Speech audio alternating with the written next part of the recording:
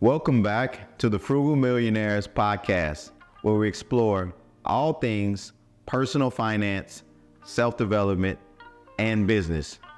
Before we get started with today's episode, please do us a huge favor and click that thumbs up button to like and also subscribe. Don't forget to turn on post notifications so you never miss any of our future content. And follow us on Instagram, Facebook, and TikTok at Frugal Millionaires. My name is Brieon Mitchell, a corporate professional, investor, content creator, expat living abroad, and a frugal millionaire. So before we get started with today's topic, I'm sure many of you all have heard of this topic before. I'm sure many of you all that are tuning in here to the Frugal Millionaires understand that our platform is centered around this topic, and I'm sure many of you all are already familiar. And so what we'd like to take a look at today is that we'd like to look at financial literacy. What is financial literacy? What does financial literacy even mean? And how do you apply financial literacy? How do you increase or improve your level of financial literacy?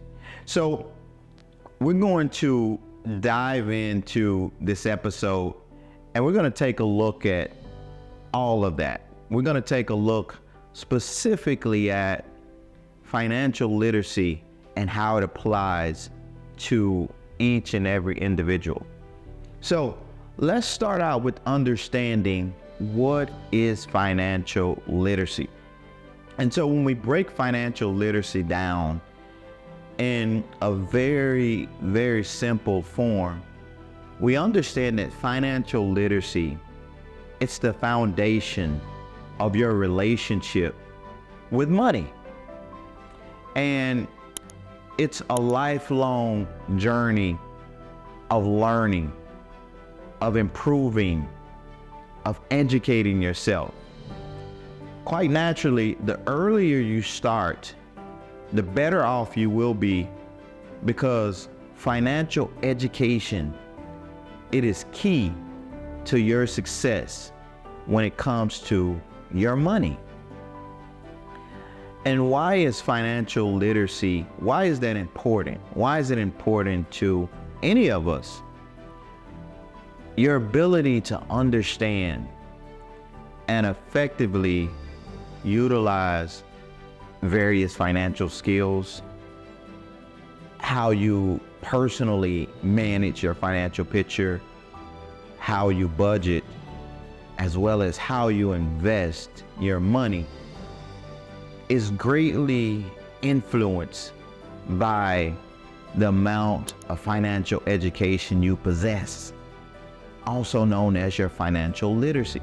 So it's very, very important that you understand financial literacy and how to improve it. So let's take a look at some core components of financial literacy. So when we look at one of the first core components, we want to talk about budgeting. And in its simplest form, budgeting is learning to manage your income and your expenses in a very effective and healthy way. As many of you all know who've seen prior episodes, I like to utilize budgeting to help me live below my means, not live within my means, but live below my means.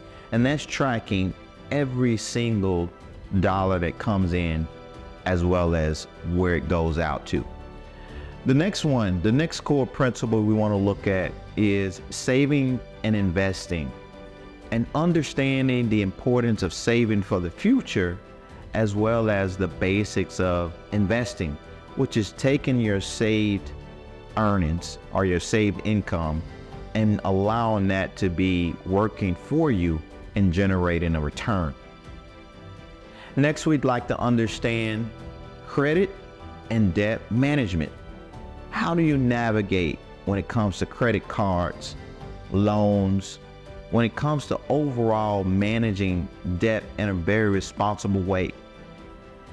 And then the last core principle is understanding taxation, understanding your tax liability and how you're taxed on either your personal income, or if you have a business, how you're taxed on your business income. And so those are some of the core principles that we want to take a look at and understand when it comes to financial literacy. Now, let's take a look at some practical steps, such as continuous education, reading books, articles, tuning into podcasts, and other online resources that are available to you, and most of them free of charge. Also attending courses and workshops, whether those are in person or whether they're online, utilizing that as a resource, a practical resource that can improve your financial literacy. Also, when it comes to utilizing financial tools and applications, these are tools and applications that can help you to effectively and efficiently budget, as well as invest your money. And then you may want to even consider professional advice. And this is consulting with a financial advisor or financial planner who may be able to guide you and give you some personalized solutions for your specific situation. Now, understanding those practical solutions, we want to dive down into what are the things that you and I can do every single day, such as our decision making, applying financial literacy in our daily life, whether it's budgeting or buying groceries or even planning for a vacation, understanding those healthy behaviors. And then when we look at more long-term planning, how financial literacy helps in long-term goals like buying a house, investing in your kids' education, or even retirement planning. Those are specific decisions we want to look at, and we want to look at those very, very carefully. Then we want to understand risk management. How do we evaluate our risk? How do we understand our risk tolerance as well as our capacity for risk? Then we want to make sure that we're staying informed, when we stand up to date when it comes to financial events, when it comes to understanding financial information, and just the latest that may be, coming in terms of financial news. And you also want to make sure that you have a very, very close network. You have a network of peers, of colleagues, of those individuals that you may be able to discuss certain financial decisions, and opportunities. Also, certain investments that you may want to consider. Now, it's very, very important that your networking is separate from your circle of influence.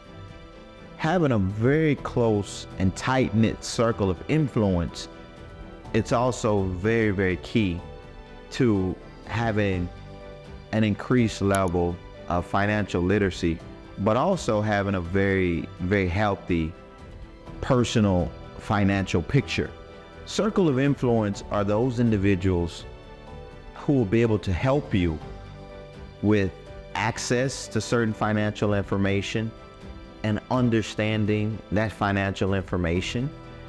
This is also mentors that you may want to invest in, as well as guidance, someone who's able to guide you in a financial direction. Now, keep it in mind, you want to have individuals that are in your circle of influence who are positive, who are accountable, but who are also financial examples of where you aspire to be. So you don't want to have someone in that circle of influence who's not managing their money in a healthy way, who's not interested in growing assets or accumulating assets, and who may be a wasteful spender, who may have a high amount of personal debt. You want to have someone that you can look up to, someone you aspire to, someone who's actually stronger than you when it comes to their finances and their personal financial picture. And so when we look at those are really some of the key areas that I personally utilize myself, as well as many others that are out there when it comes to understanding what is financial literacy, but also what are the core principles of financial literacy. What are some practical steps and tools that you're able to implement that can help you on your financial literacy journey? And then last, but definitely not least, it's one of the most powerful things on your financial literacy journey is having the right circle of influence. And so there you have it, Frugal Millionaires family, a look at financial literacy along with some actionable steps to strengthen your financial literacy. And so if any of you all have a personal story or any personal insights, please feel free to drop us a comment below and share your story with us. We'd love to hear from you. Thank you for staying with me until the end of this episode. Please give this video a thumbs up to like, also subscribe and turn on those post notifications to stay updated about all of our latest content. Follow us on Instagram, Facebook, and TikTok at Frugal Millionaires so that you can connect with us more. Thanks again for watching, and we'll see you in the next one.